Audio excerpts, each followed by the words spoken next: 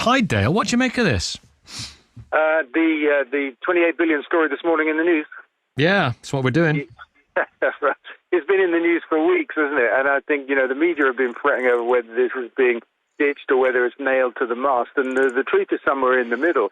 I think Labour being very pragmatic. I think the public expects the next government to be sensible with public money. And until Labour knows what's in the bank assuming they win the election, when they get into number 10, then I think it's right not to make cast iron spending pledges. If you simply don't know that you can afford them, although the nation can afford them. But I would say also that a lot of what we need to do in the green economy simply pays for itself many times over. And some of it doesn't even need public investment. So I think the 28 billion is also a bit of a kind of arbitrary figure, and we shouldn't but they've been banging on about it, Dale. They've been banging on about it again and again. 28 billion now, we're 28 billion, we're going to do 28 billion, we're going to do this. And then now they drop it, and they're going to say, oh, we're dropping it because it's your fault. Oh, we're still going to do this stuff. It's the economy, stupid. They're going to say all that stuff. But the signal, what about the word that has been used again and again this morning? The optics are terrible, aren't they?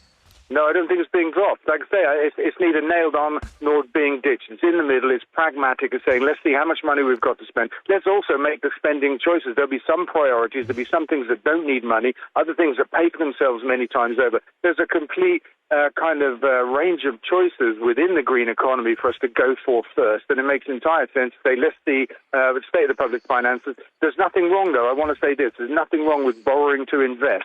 That's what all good businesses do, successful businesses do, and economies as well. So Labour should just choose carefully what they borrow money for to invest, and because those investments pay for themselves. Yes, point taken.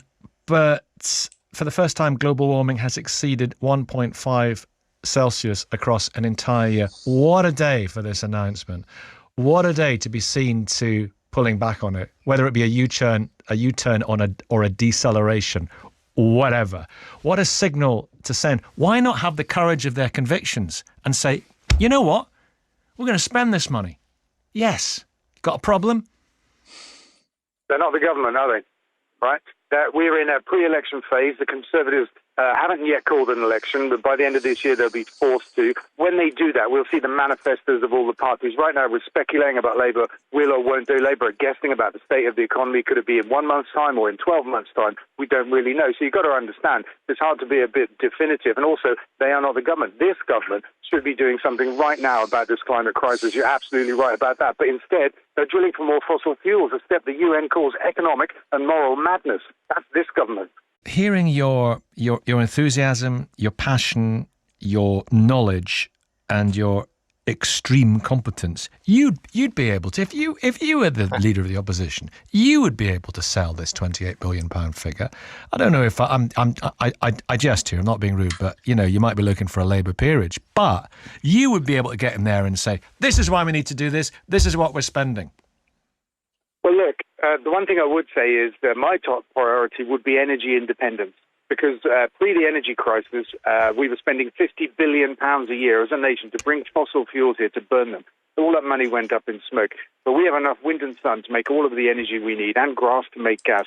We can make all of the energy we need, be free of global markets for fossil fuels and petrostate dictators like Putin and that kind of stuff. Make our energy here, price it here. So we're going to kickstart it with £28 billion. No. We can do that for almost no money at all. We can do it for less than we spend every year on fossil fuels. We can do it for far less than we spent last winter in the energy crisis subsidising energy bills. 75 billion wasted just to subsidise bills in a system that we can't control. Global pricing for fossil fuels tells us that we have to pay 10 times more for our North Sea gas than we used to. All of that is madness. But if we make our energy from the wind and the sun in, nobody can tell us what to price it at. We can have permanently low energy bills, hundreds of thousands of jobs, and put tens of billions into our economy every year. That, for me, is the biggest win of the green economy, and it's the most easy one to achieve. Will politicians achieve that? I think so. I think a Labour government will achieve that. Are you electioneering or something? What, you're campaigning here? You're saying that they're going to achieve that? There are lots of voices within Labour, you well know, that are saying, actually, maybe we just, this is all going to cost too much. And that's what today is all about. It's all going to cost too much. But the economic argument for energy independence is overwhelming. And so that's why I believe that Labour will do that. And I am electioneering, but I'm electioneering for energy independence. because it's just this huge opportunity in front of us to strengthen our economy immeasurably. I mean, it's like Brexit on steroids. The lie on the Brexit bus is 3 times that. It's £1 billion a week if we achieve energy independence. That's a stark figure.